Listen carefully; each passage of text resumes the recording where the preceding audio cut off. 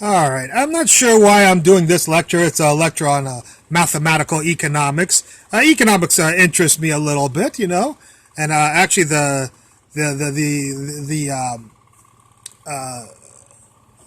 being able to apply physics and mathematics to economics is what interests me. Physical ideas. Anyways, we're going to today look at a very complex equation called Black-Scholes equation. If you're not into economics or whatever, then you don't have to watch this. It's just to introduce you to some math. There will be some mathematics later on, solving a partial differential equation partially. So let's take a look at this Black-Scholes equation, which is right here. And it's so large that I had to continue it. This is not some sort of triple fraction. It's this equation minus this minus this. So this would be all extended. So I'll read off C, which is the price of the option. This has to deal with stocks and the option to buy stocks. Usually we do that in commodities. So anyways, this is the C is the price of the option that we'd like to calculate. Or determine. S is the price of the stock right now. There's S and S, so on. X is the price of the stock when the option is what's called exercised, and the individual decides to either buy the stock or not buy the stock. So S is the current stock of the price, and X is the price of the stock when the option is exercised. T is called the expiration, the time of expiration for the option. So an option usually, like people buy they have an option to buy a stock over 1 week or 1 month. If it was 1 month, then T is 1 month in the appropriate units, of course, like seconds or days or whatever units are appropriate for this equation. And so T is the amount of time that it takes for the option to expire. R is the risk-free rate of return of the economy. There's the R right there, and there's an R right there. And sigma here and here and here and here and here is the stock price volatility or fluctuation between the time of the purchase of the option and the expiration of the option. All right, so that defines all the variables except for this n here, and n is the cumulative distribution function for that you would take this quantity here, and it will give you a certain number, and you go to the cumulative distribution function and evaluate that. Okay, that's the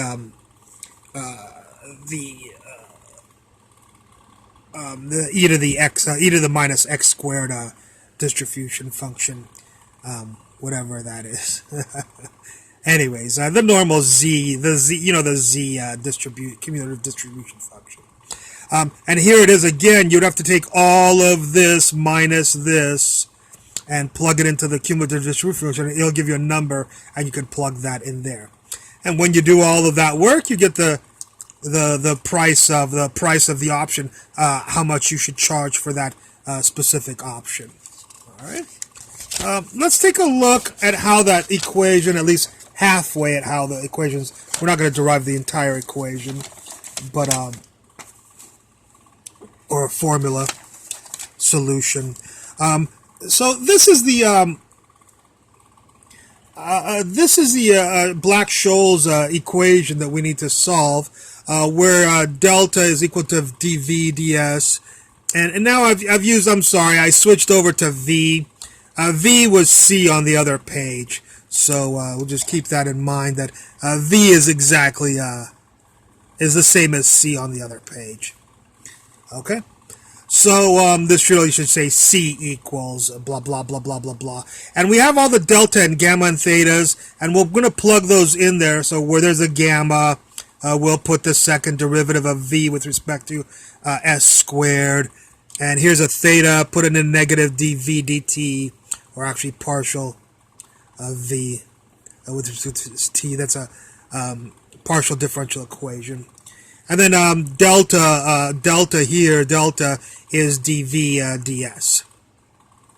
So if you take these and plug them into here, you'll get this equation right here, which is called the Black-Scholes partial differential equation. And we've talked about this. I have another lecture. You can look at other people's lectures on what's called, we'll try to solve this with a separation of variables. Most partial differential equations will do that. So this is just an exercise in mathematics rather than economics. So let's let v equal some function of s times some function of g of t, f of s. VSS is f double prime g, vs is f prime g, vt is fg prime. And so we'll take this and plug it into there. There they are. We'll take this and plug it into here. Here they are right there. We'll take this and plug it in right there. And there it is right there. So this is this, and that is that, and this was this. And finally, v sub s is f double prime g, which is right there. So that is that. So this equation with this substituted in is this. Notice that if we divide through by fg, we get 1. Divide by fg, we get this. Divide by fg, we get these two. So this becomes this if you divide by fg. What's interesting about this partial differential equation is usually it's not equal to a constant, because we usually now set these both sides equal to some constant, which we will do right here. All right, and I just set equal to negative k. All right. The other thing is, well, first of all, we need to separate out. That's why it's called separation of variables. Put all the g people on one side and put all the f people on the other side. So this guy came over here, and there they are right there. 1 minus 1 over r, g prime over the equals. There's the equals. This guy is here. This guy is here. And now this is a function of t. And this is a function of s, and the only way that can be equal to each other is if they're equal to some arbitrary constant. I'm going to let it equal negative k and see what happens. Actually, you know what? We can set equal to positive k if you like, or negative k. That's something to work out later on. So let's do the easy one first, the g function with the positive k. So if you scoot over the... let's just leave it negative k. I worked it out that way. We'll just do it that way. The k will, when you figure out the k from the initial conditions or the boundary conditions, it'll figure out whether k is positive or negative. Anyways, okay. This is equal to this. Scoot over the k and scoot over this, you'll get this equation. This equation with some algebra will become this equation. This is a very easy differential equation to solve. And you get this equation right here. All right, because r and k are both constants. Or we assume they're somewhat constants. All righty. Now what we're going to do is we're going to look at the pink equation with the negative k. So we need all these people equals negative k. I think I just copied that on the other side. Let's see. Yep. There it is. I just copied it, and I set equal to negative k, so I didn't do anything from what's on the previous sheet there. And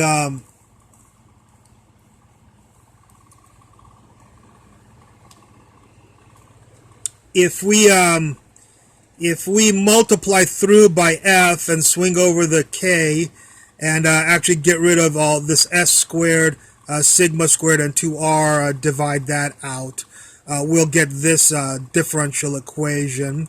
Remember, f is a function of s, so this is not a easy differential equation to solve. It's an equation that we'll have to solve some other time. And this is where I'd like to stop this lecture. I just want to show the partial the partial solution to the differential equation. Well, I'll fix it with a Black-Scholes Part 2 lecture later on. Just wanted to give an introduction and make sure I get the Black-Scholes equation, at least the solution and half of the derivation out there as soon as possible. I'll get the other half later on. All right. I hope you enjoyed this video. Look forward to any comments at the bottom. Thank you very much for watching.